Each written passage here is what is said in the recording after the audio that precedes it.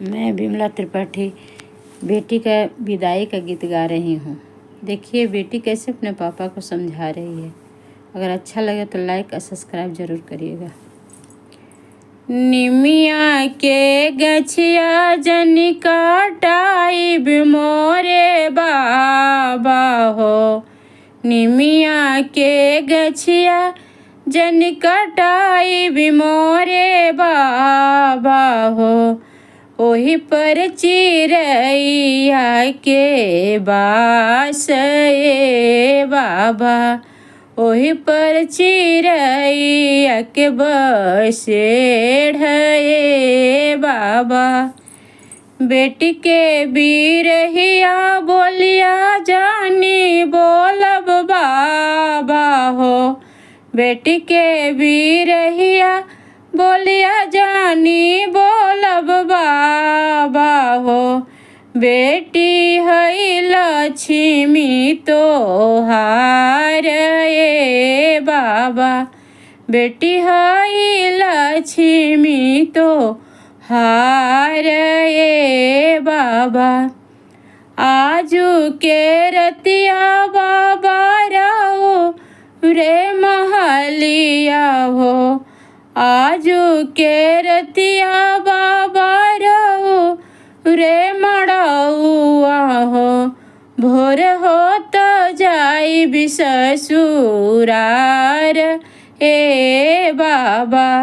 भोर होते जाई ससुरार ए बाबा। रह जाई है आमा मोरया केल ए बाबा। रह जाई है आमा मोरया केल ए बाबा। आमा के रोवले हो गंगा बढ़िया लाना। आमा के रोवले हो गंगा बढ़िया लाना। बाबा के रोले जमुना ए बाबा। पापा के रोले जमुना ए बाबा। बेटी हमर हो गईली पराया ए लाला। चिटुकी सिंदूरवा के कारने बेटी हो।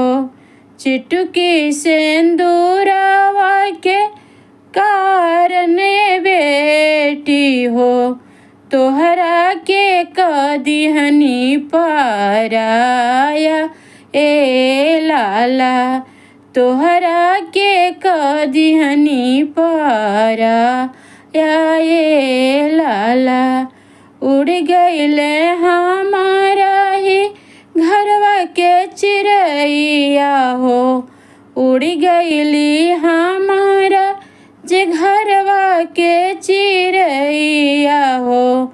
सुन भैले महल हमार ए लाला। सुन भैले महल हमार ए लाला। कैसे के रही है बेटी हमारा ही भी ना हो। कैसे के रही है बेटी हमारा ही भी ना हो। बेटी मोरे प्राण आधार ए लाला। बेटी हमर गईली ससुरार ए लाला। बेटी हमर हो गईली पराया ए लाला।